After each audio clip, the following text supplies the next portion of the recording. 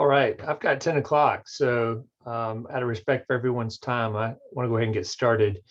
Um, I think I underestimated just how popular this topic was going to be. We exceeded our capacity pretty quickly on the number of Zoom participants we could have, so we had to work with OIT to expand that. But I'm glad to be here this morning. Just a couple administrative notes. One, we are recording this session because there were a number of folks who emailed to say they could not attend and wanted to kind of get the content. So we are going to record this and share this later. So just a reminder, be on your best behavior. And then I ask everyone to kind of mute coming in. We're going to have a large group. And if you have questions as we go through this content and start talking about it, please post those in the chat.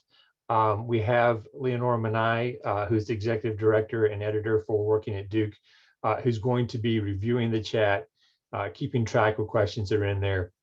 When we get to the Q&A session, we're going to let her kind of facilitate the Q&A session with us. So I think that'd be probably the most efficient way. But we're glad that you're here with us today and to talk about this topic, which is obviously of great interest to many of us here as we kind of seek to figure out and navigate our way through the remote and hybrid workspace. We titled this kind of work arrangements for a post-pandemic future. We really thought we were coming in on the downside of this just about a month ago, but as things ramp back up, people may be ensconced more in kind of the remote framework for a little while. So anyway, let's get started and we will go through this. And again, if you have questions as we go through this, just post those in the chat. So let me first introduce you to the remote work resource team. And so early on as this topic became a broader interest and we started to say, hey, we need some consistency around how we're going to approach this. And we need some support resources available to think through what's needed and how do we address common themes and questions that come up. And so we pulled together a small but mighty group of folks, very talented, knowledgeable folks, including Keisha Williams, Lee Fickling in disability management, Steve Palumbo in facilities, Marte Smith, who you will hear from later in OIT, Evan Levine in OIT, Scott Seelig with real estate, Dan Parler with our financial services group, and Leonora Manai, who I mentioned earlier, in communication services. So this group is, we've been meeting for a number of months now, talking about what resources are needed, helping to develop the website that hopefully you've all been to and are aware of at remotework.duke.edu. And so we continue to upgrade and enhance and figure out new questions that need solutions. So we welcome your participation in that process. You will find on the website as well that you can reach us through an email address, which is remotework@duke.edu. But that's on the website as well.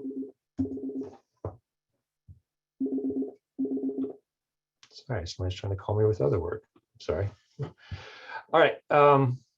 Now, we did a survey. Leonora did a survey on Duke Today back at the beginning of the year, which you may have seen. We've used this in some of our articles we've done. We wanted to assess what the interest was among the employee population going forward of people's preferences for working remotely.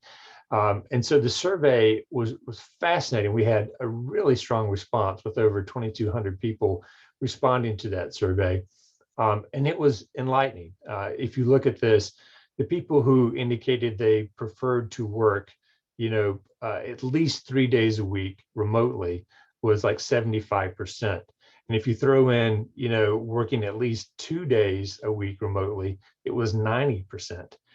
So there is clearly a strong preference and desire for people to work with more flexibility in a remote or hybrid arrangement. So it's something that when we saw those results, it was clear that we needed to pay attention to this. This is something that if we don't kind of think about intentionally, how do we help support this? How do we make this an option for more people where it's appropriate and makes sense?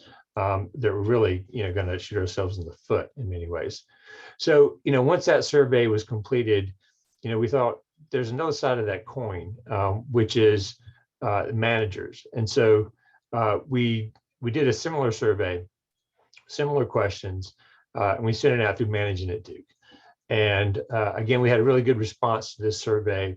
And interestingly enough, it was very similar in terms of the breakdown by percentages. So, and which is good, because if we had employees in large numbers who were indicating they preferred to work remotely, and managers said, well, we're not we're not interested in offering that or supporting that, we'd have a real disconnect. But fortunately, what we found was, 67, almost 68% were supportive of some remote, some on-site. But if you took that, as a conglomerate of people who either are supportive of working primarily remote or some hybrid arrangement, again, that was pretty close to 90%. And so there's an interest among employees, there's an interest among supervisors. And so it's incumbent upon us to start thinking about how do we support these things. And so we're going to go through some of the things that can do that. Leonora and I sent me this article, which I found fascinating, that was posted in the Chronicle of Higher Education. This speaks a little bit to just the implications of if we ignore this, if we don't do this and find ways to help make this more possible.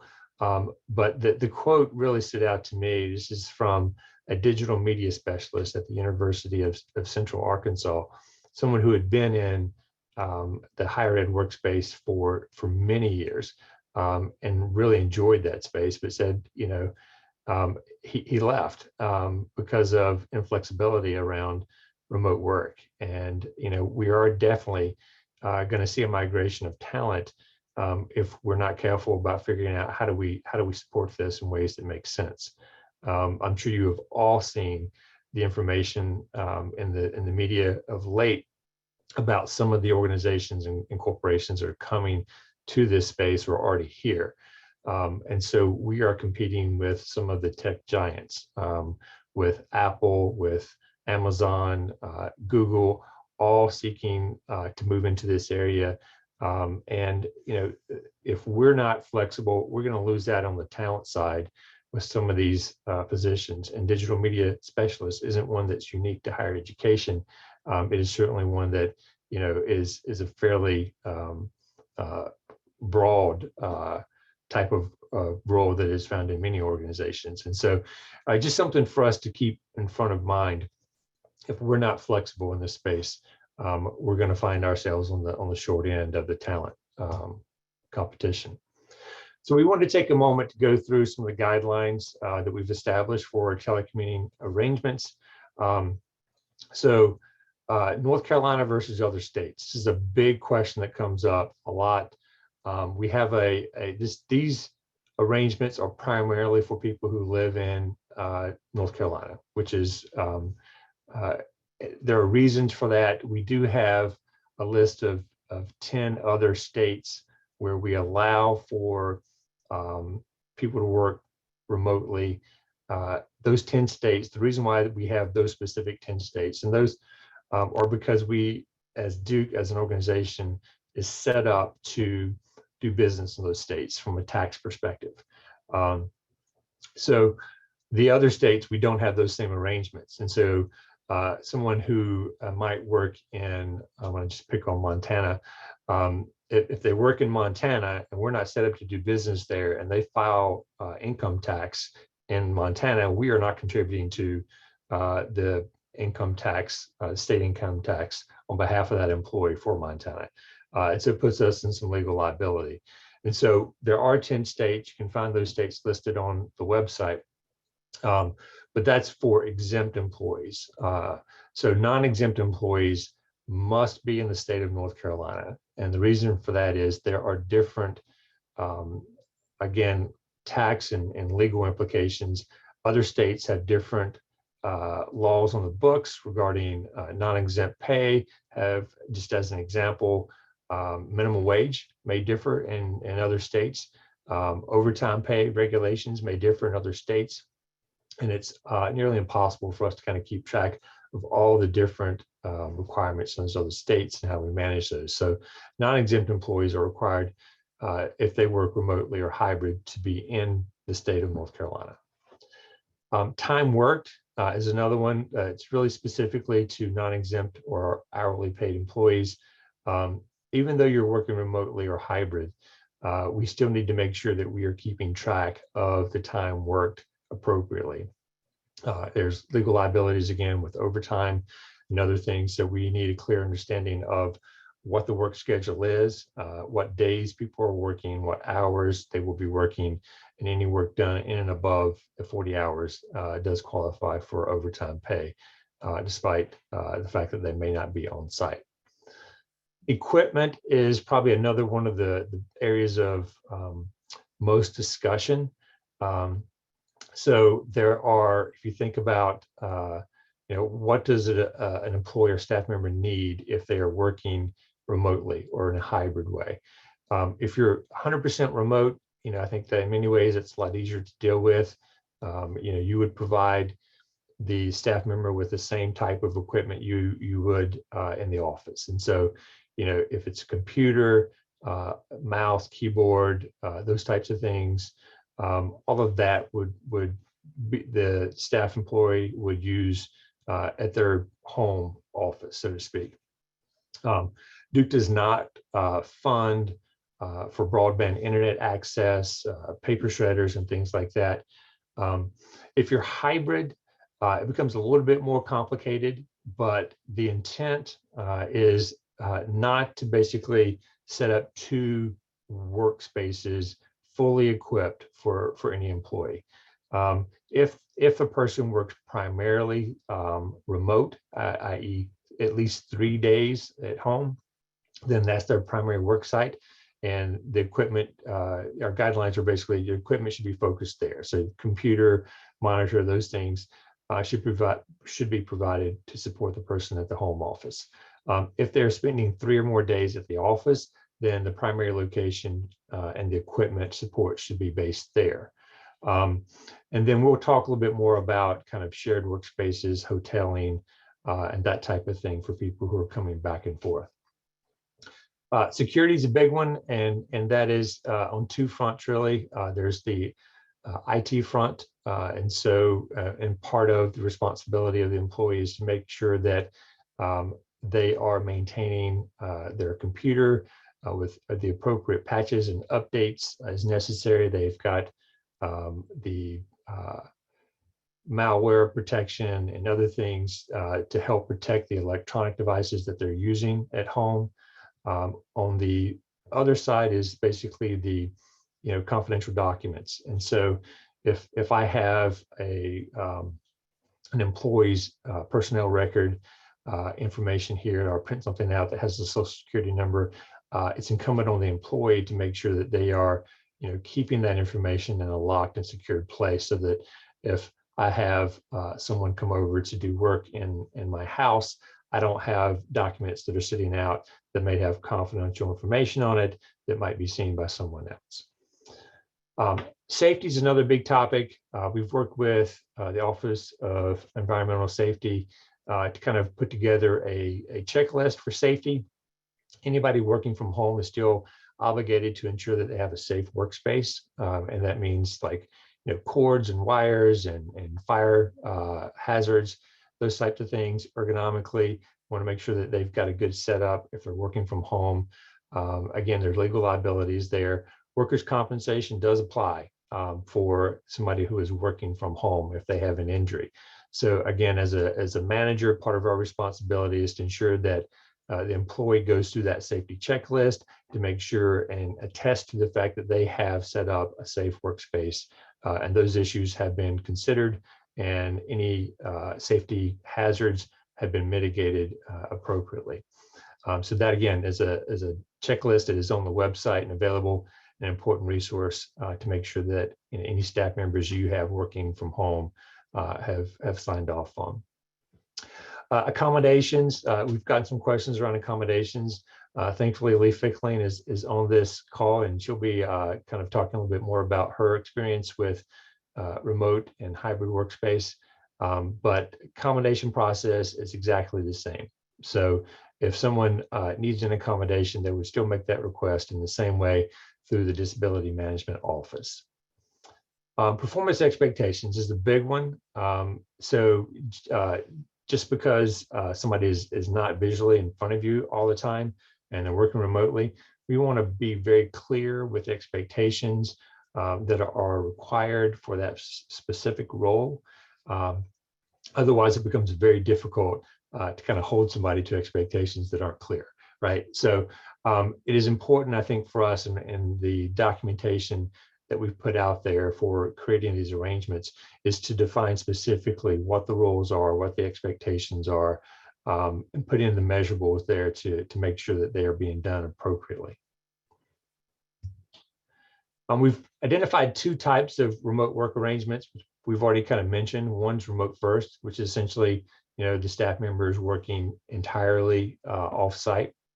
That does not count for if anybody comes on site for a meeting or for a retreat or something along those lines. That person still would be considered remote first, but basically spends 5 days a week on most occasions working remotely.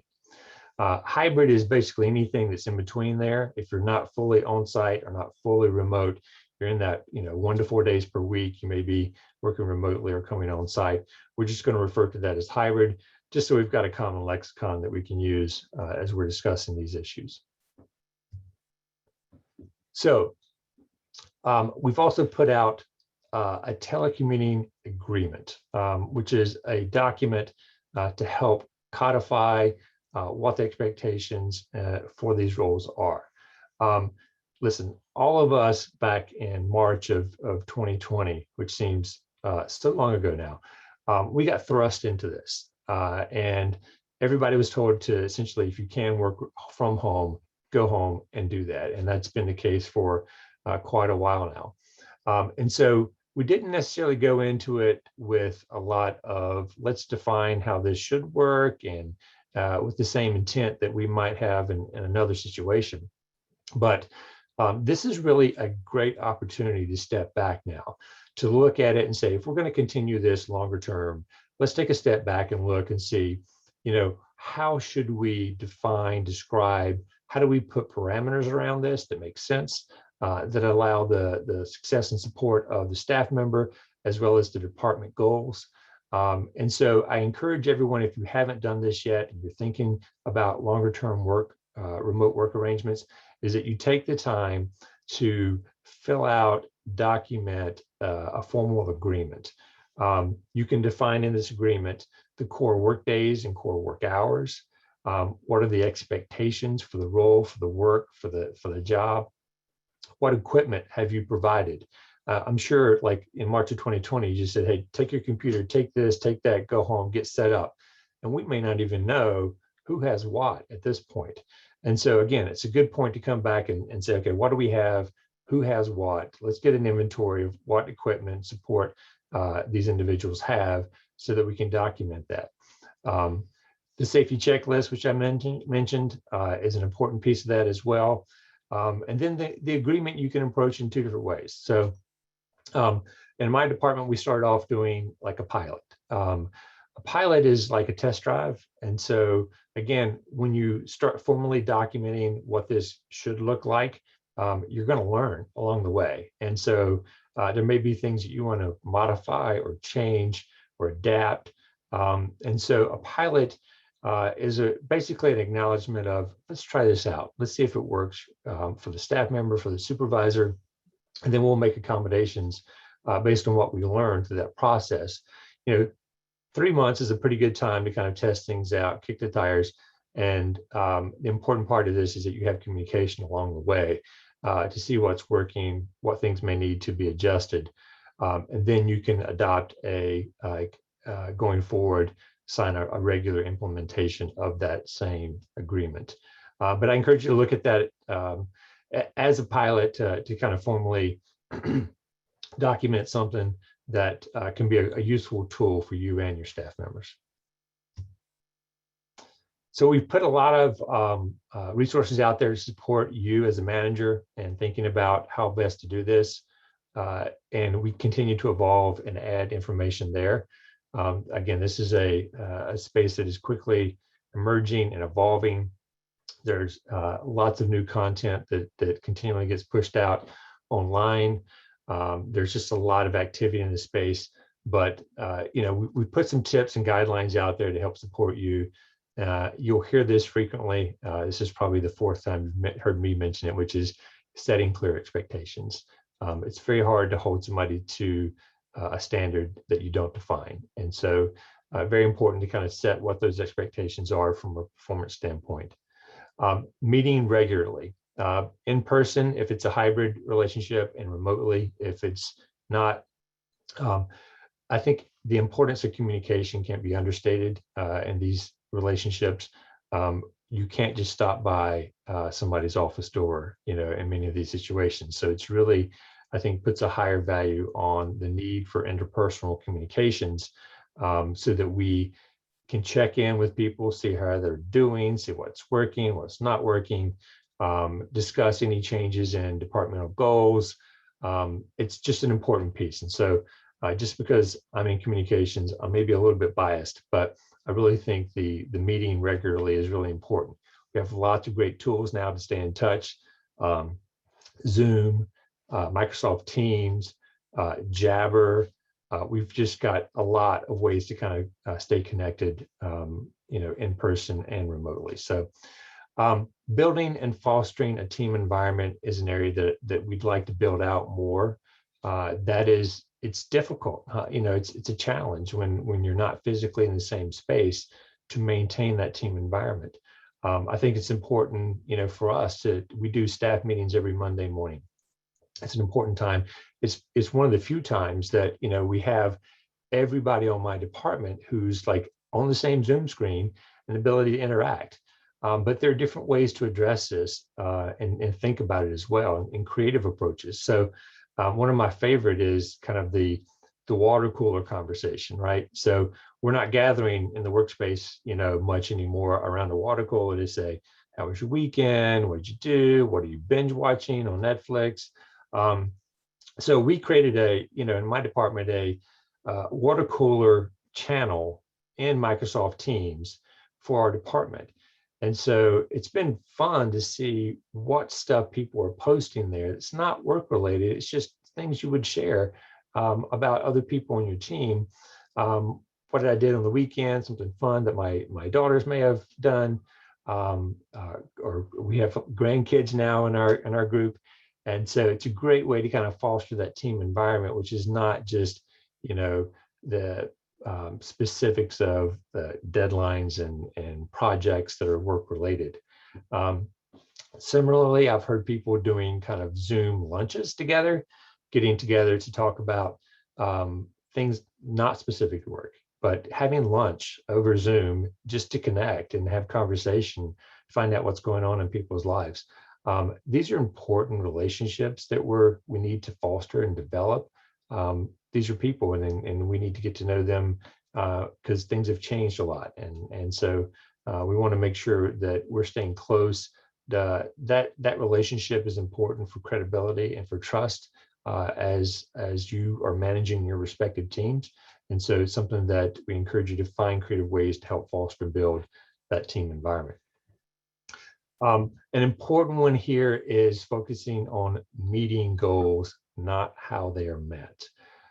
So part of the advantages of working remote and hybrid is the flexibility. And so just because you don't see somebody during a certain period of time, they may have some obligations they need to take care of.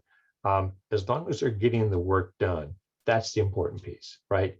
And so it can be a challenge sometimes for us not to micromanage, to say, here's what we need to do, and allow somebody the space and time to get it done and do it.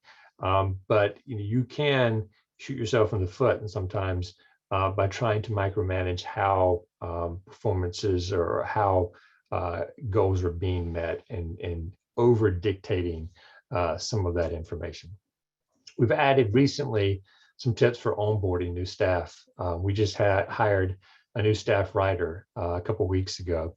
And so we're walking through that ourselves and learning in the process, but it's a different environment. And so we do need to think about, if somebody, we're basically working remotely as a department, or if that individual is working remotely, how do we onboard that person successfully, help them understand the culture, the expectations of Duke, and how we operate, some of the nuances that used to take place in like casual conversations in the office may not be available. And so how do we help our staff members come in, hit the ground running, and get up and be successful as quickly as possible? We also have an FAQ on for managers, and as questions come up today and other times, we'll be expanding and expounding on those as well. But our goal here is to make sure to help you walk through some of the issues that you're encountering, so that you don't have to necessarily learn the lessons the hard way like many of us have. Our top 4 questions and issues that we've encountered so far: equipment. So again, I've mentioned this earlier, but the intent is not to duplicate equipment for home and office use. It's to set somebody up with a primary location, and then allow them as needed to kind of use hoteling space or shared space in the office. Space is another big one: designated space versus shared office space. And again, this is one, and Marte is going to speak to this a little bit about the experience in the Office of Information Technology, is that we learned a little bit through this process. We used to think about this in the abstract as either, when you come into the office, should you have a dedicated office space or workspace, or will we move to an environment where we're basically sharing office space or workspace? There are some nuances that are in between here as well. And so as we kind of talked about this, we may need to have some undesignated space, or some designated shared space. So if you have 2 people who want to kind of say, we want to use this workspace or this office, I'm going to share it with another individual, but it's just going to be us 2. It allows you to kind of bring in certain things that you want to keep in that space, and know that there's only one other person that you're sharing it with. So personal items like pictures or whatnot, or pair of scissors or staplers or things like that, so that there's these 2 people working in, versus having to bring in a basket with all of your stuff every time you come into the office. So there are some nuances there. Reservable space is another one we identified as there might be a need to kind of set up a system where you are reserving an office ahead of time, or a workspace ahead of time, so that you can come in and say, this is the place I know where I'm going. I'm going to be working from this designated space. The undesignated space, and there's value there in holding out a place where, if you're working on site and you need to take a Zoom call and you're in a cube environment and you need to talk confidentially, finding a space you can go, close the door, have that conversation with some privacy and confidentiality. And that might be the need for an undesignated space where anybody can go in and use as needed. Parking is another one that came up early and often. The parking office has set up some additional types of permits to use.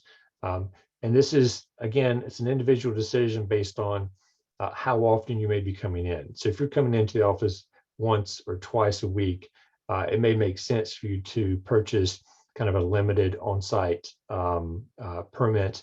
But if you're coming in 3 or 4 days a week, you're probably going to be better off with your standard annual permit. But should look at those, make sure your staff members know of the availability of those as well, because it may work out better for them based on what their unique situation is. And then residency is another one we get often. I do know that Duke is looking at other states. The 10 states that exist now were based on where we had more staff working. And so, the DC office, we've got an office in Washington, DC. And so we have a lot of people who work there. And so, we decided we need to set that up so that we're set up to do business in that district as well. And so we are continuing to look at that. Duke is looking at other states where we may have people.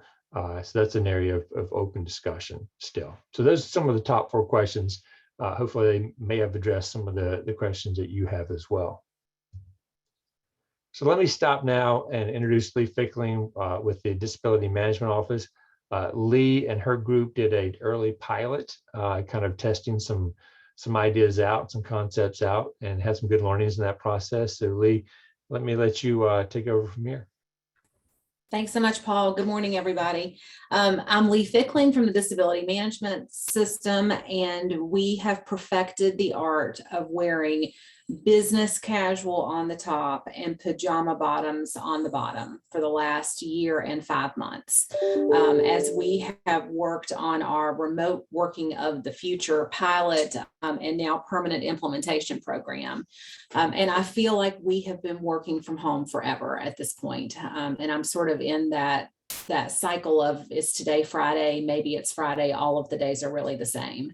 But I wanted to share with you just some of the lessons that we've learned now as we've moved through our pilot process and into our permanent implementation phase.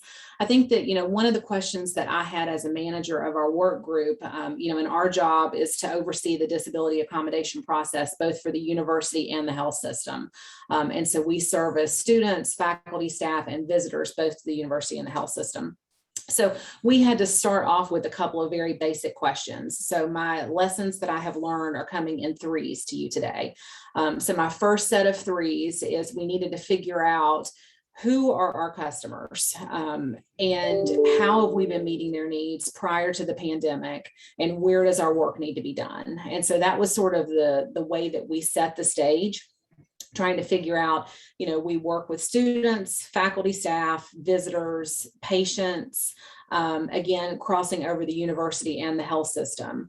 We had been meeting their needs, of course, in person, not only from the glamorous offices at 402 Oregon Street, where we used to reside, but also responding to just-in-time accommodation requests across all of our campuses and all of our health system entities and offsite clinics.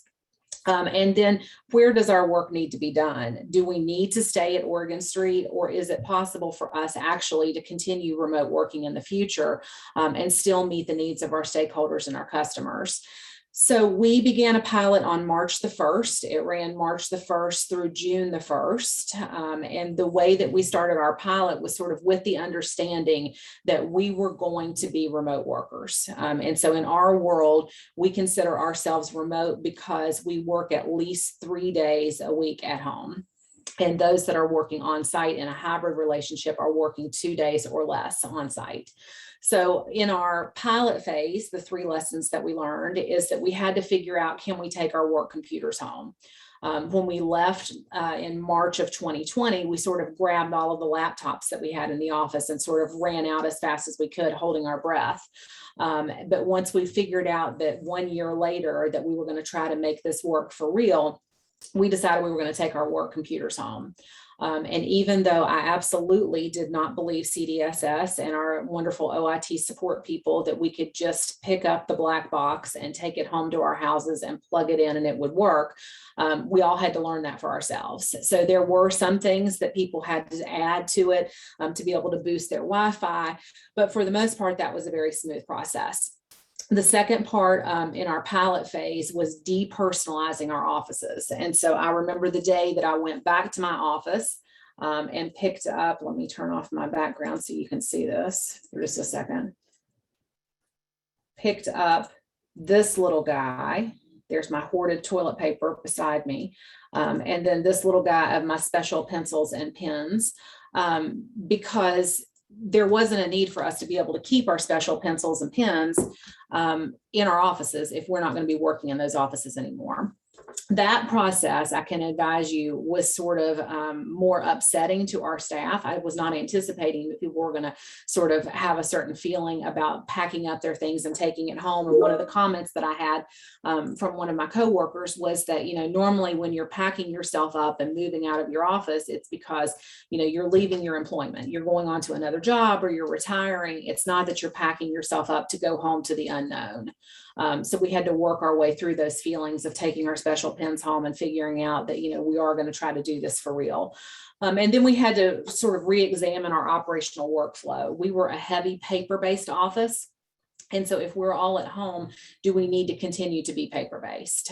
What about the fax machine? How would we be able to handle paper faxes that were coming in?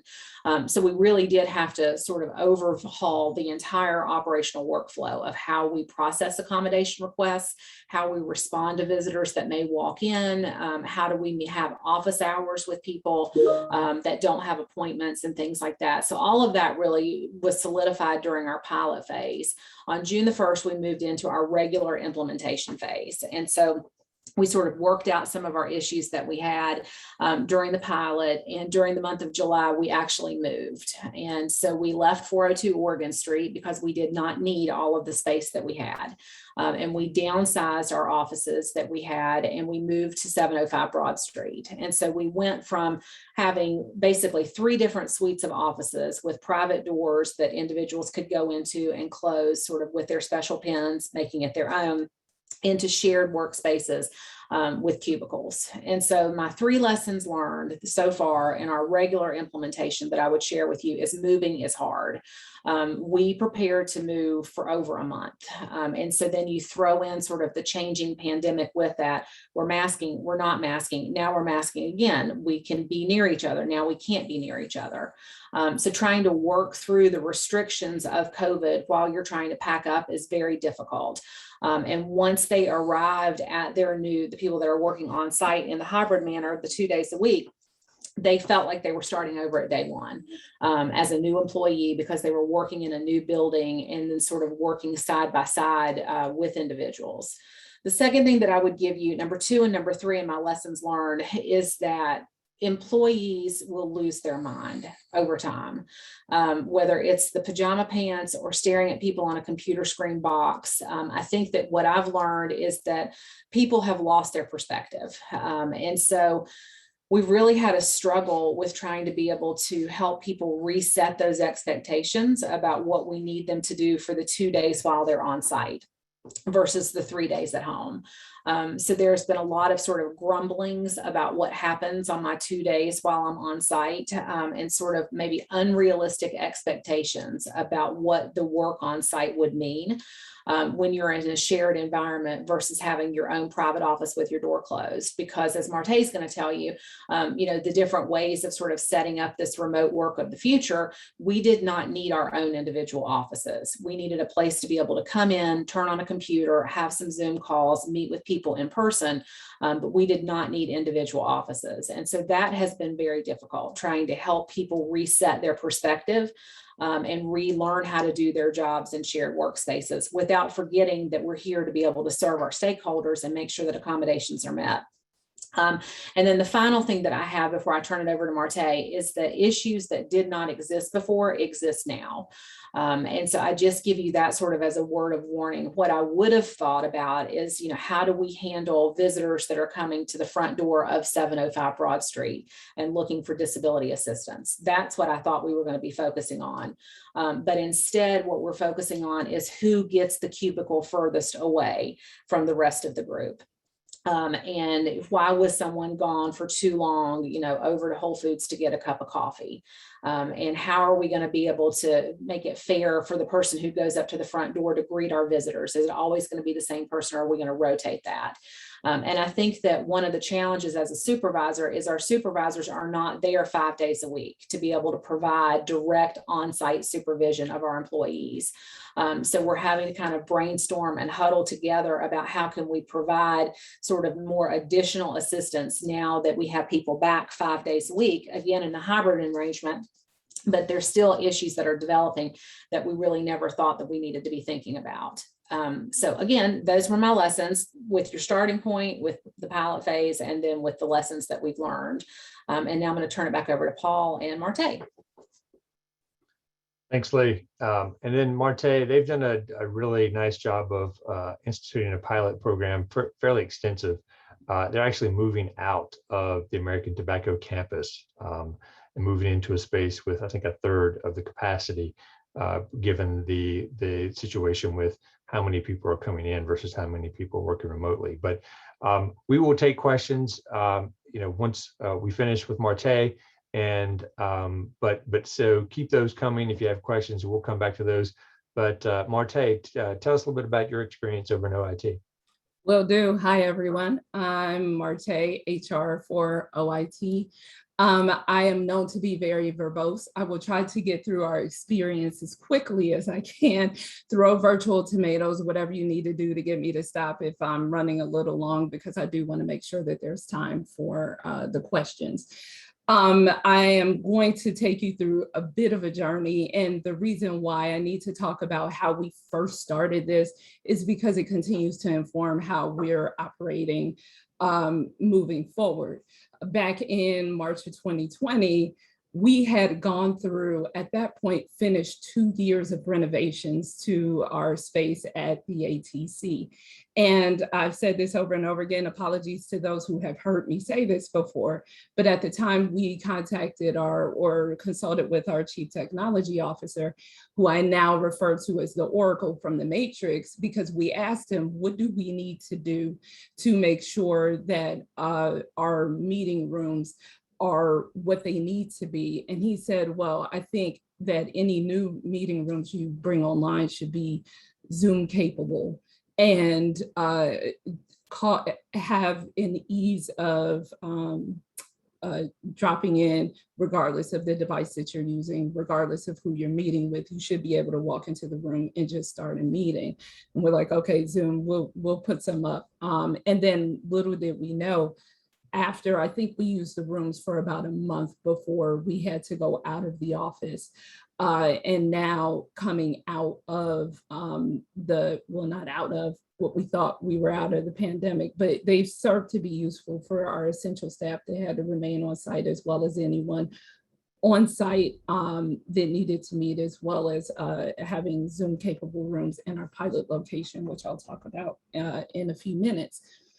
So we had, when we were advised that we needed to move quickly out of our spaces, we still are in a position where we had to support the university. So we didn't have a lot of time where we could be down or offline trying to figure this out. Luckily, we were already using collaborative tools like Jabber, Teams, and Zoom. So a quick decision was made to focus on a couple of the tools so that we could have consistency in how we were communicating with one another. Teams and Zoom then became our main modes of communication. From there, we established Teams channels, an all staff Teams channel to provide daily updates and general communication, especially with emergency communications and the like. As Paul mentioned, we did water cooler Teams channels. We got a lot of feedback from staff that says, hey, there are some that love being at home, but I'm at home alone and I want to make sure that I'm not forgotten and that I'm not isolated. And those channels are still active. Where you take breaks, trivia games, share pictures. There was so much bread. I can't tell you how much bread was in these channels. So that was fun. We also created separate leadership channels for managements to share ideas and best practices as we adapted to real-time changes. And then something we weren't doing before that we incorporated and will continue moving forward is the establishment of all staff town hall meetings that occurs every 2 weeks. It's run by our senior leadership, and they provide updates to all staff. We also use this space because we've had some departments, we merged with a few that have come on board. Our staff is about 340 now, and also our new hires that had never met face-to-face with anyone. We wanted to provide an opportunity to introduce the different departments and the individuals that were in them. So each department is usually 2 or 3 at a time every 2 weeks. Does a brief 5-minute overview of who's in the department, what they do, so that everyone is properly oriented into the organization and just aware of what's happening and who's in the halls, even though it's virtually, as time goes on. We worked with our media technologies department to create introductory videos for new hires, again, faced with the name. And we kept our regularly scheduled events, and we were looking for comfort, and it really served us well, and the feedback was great. We wanted to keep engagement consistent. We actually have someone that was originally hired for our event coordination that is now transitioned into our engagement officer or engagement coordinator, just to make sure that we're still tied into one another regularly. So we kept our annual continuous service luncheon via Zoom, and then our annual holiday party, which ended up being a ton of fun. We used different tools like AirMeet, Zoom, and YouTube, hosting red carpets when you enter the room and doing interviews. I think YouTube was used for that. AirMeet was used. It felt like speed dating almost, but there's virtual tables set up and you can walk into a room and sit and talk with whoever's at a designated table, whether it's a Star Wars table or a trivia table, whatever the interests are. Paul, that one was for you. But anyway, we had a small, very small team, because we were in the thick of the pandemic, go on site and create gift bags, mugs and snacks and backpacks, and did a curbside delivery of the gifts and a little bit of swag. Since we couldn't offer lunch or dinner, you could eat, specialty nuts and cocoa and things that we provided for the party. We also quickly decided, as Lee mentioned, take your laptops, monitors, desktops, chairs, whatever you need to be comfortable, so that you could continue to work without interruption. Through that time, we conducted various surveys. We were really focused on engagement and the health of the staff mentally as they're going through this. How are you? What are you comfortable with now? What are you terrified of now? And then we use that information to inform how we would eventually establish the pilot. One of the mistakes that we made, or we got a lot of feedback on, we paid a lot of attention to the staff in general, but we needed to really focus on surveying management staff as well, so that there was direction and feedback from an operational perspective. And we took those lessons, and as we're moving out of our physical location and moving out of the pilot, we're taking all that into consideration as we set up what will be our permanent situation. So as Paul mentioned, we ran a pilot from April through August. We were gifted use of the powerhouse, which was a third of our space. The original idea was we can't pilot in the space that we're already in, because that's not going to feel like what it will be if we move into a smaller space. We got about 70 staff members that agreed to be a part of the pilot. And then through that, we also piloted the use of the EMS system, which is the event management software system that athletics and a few other departments have been using as a room scheduler. So we just used a space that already had computer setups here and there, chairs, maybe, we figured about half the 70 would be in a couple days a week. We asked that the participants be there a minimum of, or be there 2 days a week, so that we can accurately assess what a hybrid would look like. And then use the EMS system for scheduling. You can schedule online. We worked with FMD to create floor plans of the space to load into the EMS system, so you could actually book a queue or book a meeting room with your information, with your contact information, so that folks could also see who was in the building and collaborate or decide to come in for an in-person meeting if they wanted to. What we realized once we started the pilot was that the feedback that we've gotten, staff are really comfortable working from home. It takes 3 weeks to establish a habit. So trying to come back out of that has been interesting. What we also realized is we're not really piloting. We are piloting a hybrid, but we're piloting a hybrid in a pandemic. It's a very unique situation that has its own limitations.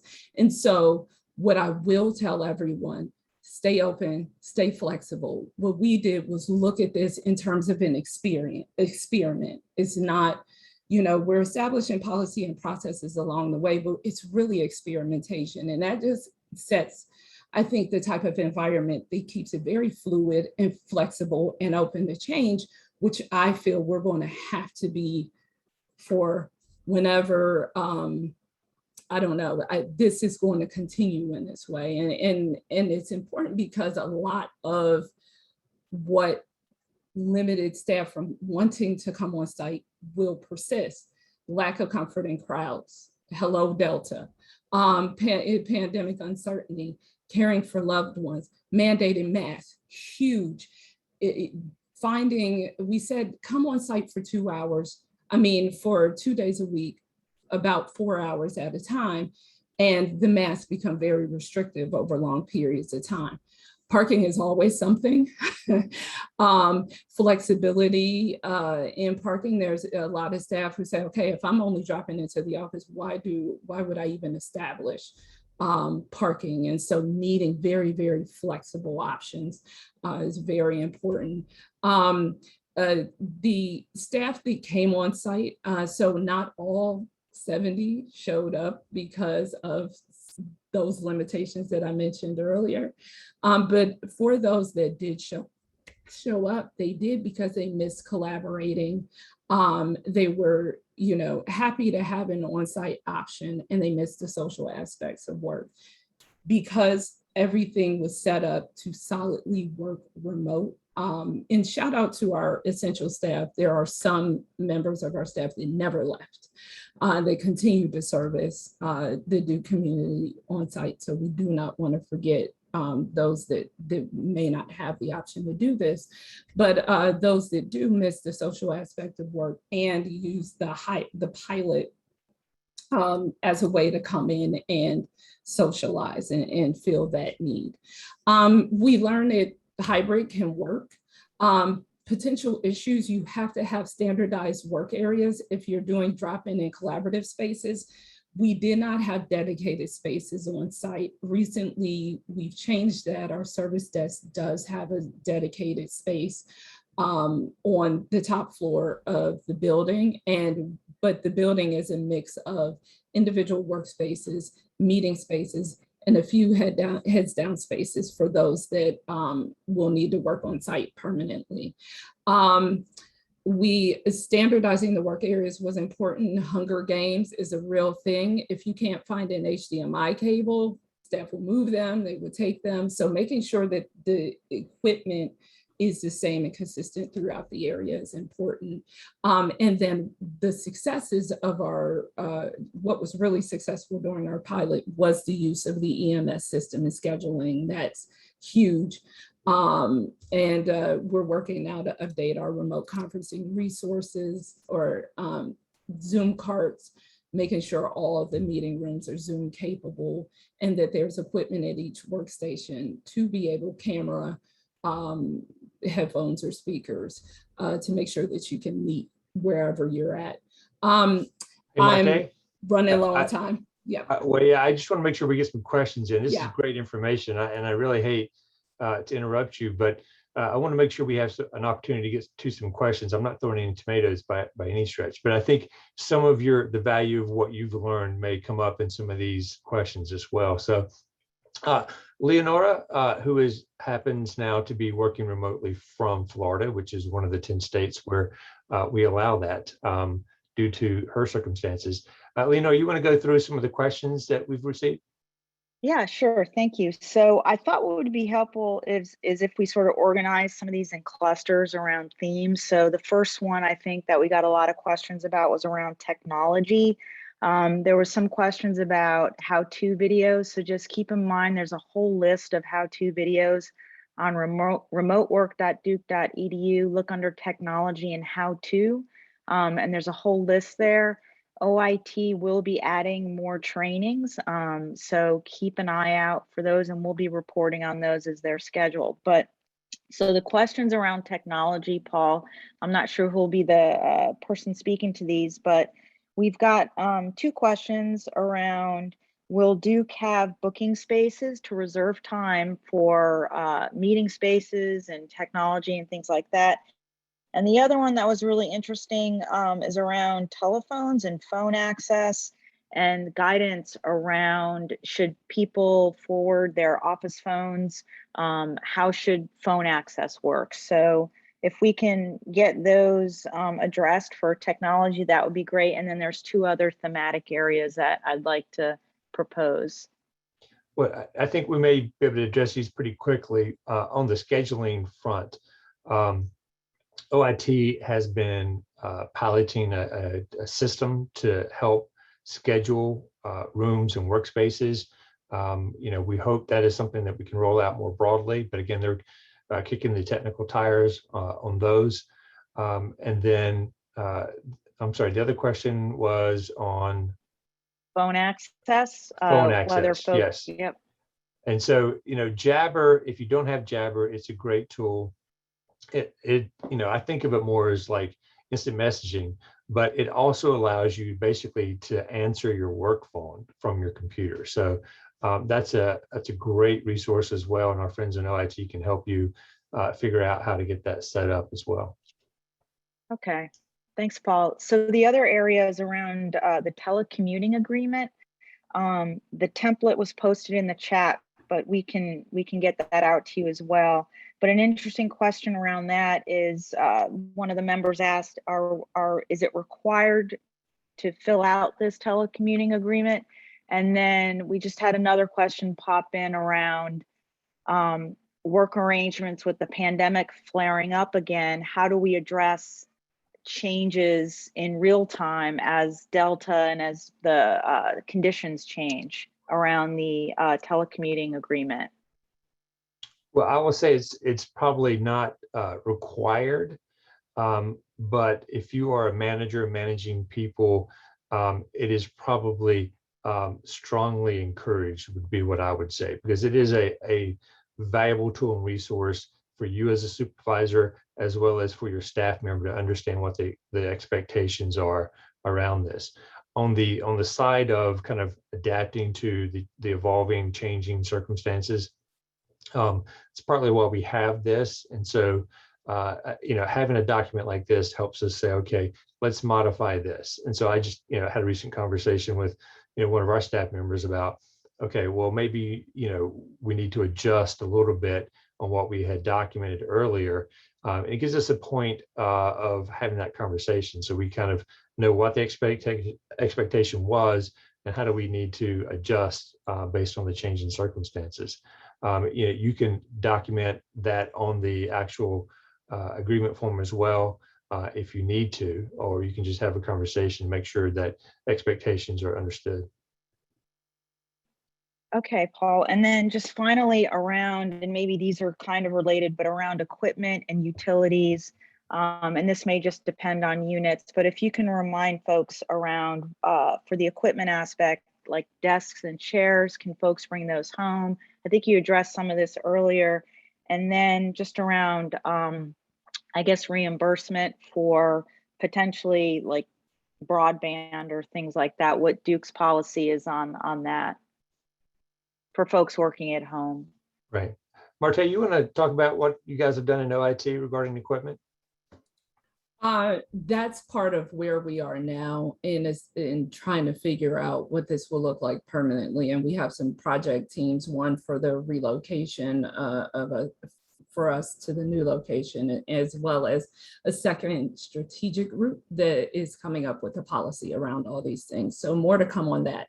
Right now, we recently, this week, informed staff to bring equipment home, whatever you need to do to continue to work. So if you left a monitor there, if you left a desk chair there, or a docking station, take it. Whatever is unused will be surplused and go back to CDSS in different areas to figure out who else could use them.